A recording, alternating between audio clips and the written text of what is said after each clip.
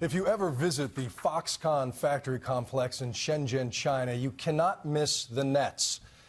And it is hard to get them out of your mind when you leave. They are there to keep the people who build products for Apple or Dell or Nintendo from taking a deadly leap off a factory roof. And a Foxconn executive admits that without those nets and the suicide cluster that produced them, we wouldn't be looking inside the iFactory tonight. The suicide nets went up in the spring of 2010 when 9 Foxconn workers jumped to their desks in the span of 3 months.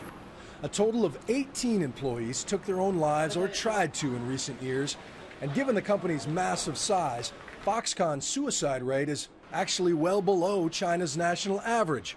One reason, Louis Wu, our executive host, said it took several months and several suicides before Foxconn and Apple were shaken into action.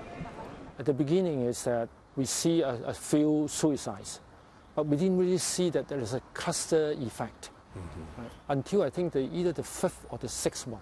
He says Apple's #2 man at the time, Tim Cook, flew to Shenzhen and helped assemble a team of psychological experts who recommended nets to make impulsive souls think twice before jumping.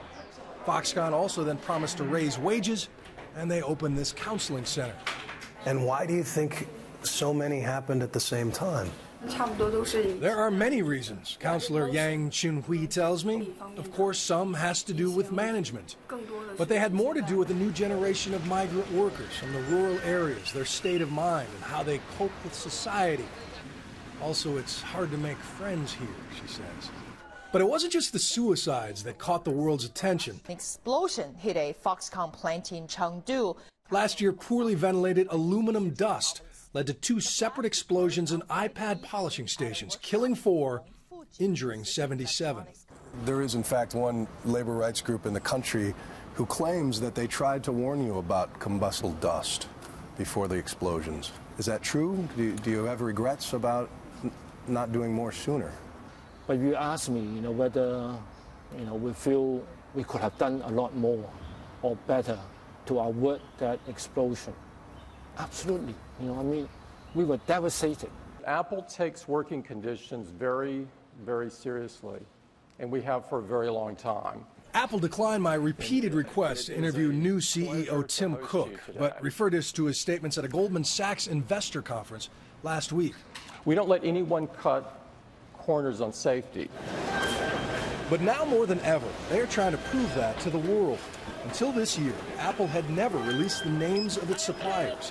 They almost doubled the number of supplier audits performed last year, and a few months ago they decided to join the Fair Labor Association. And we were there when the head of the FLA arrived to begin the largest ever audit of Foxconn. This is not a surprise inspection. No. So how do you know they're not putting on a show for you if they know you're coming? I expect them to put on a show for us. That's normal. But our method is such that we have a bottom-up interview method that just surfaces. Over the next couple of days, everything will surface. It's only fair to note that Apple is just one of many Foxconn customers, and most of them have escaped this recent storm of bad publicity. As one of the FLA auditors explains, the biggest and most visible brands often take the heat for the entire industry. Why the timing like this?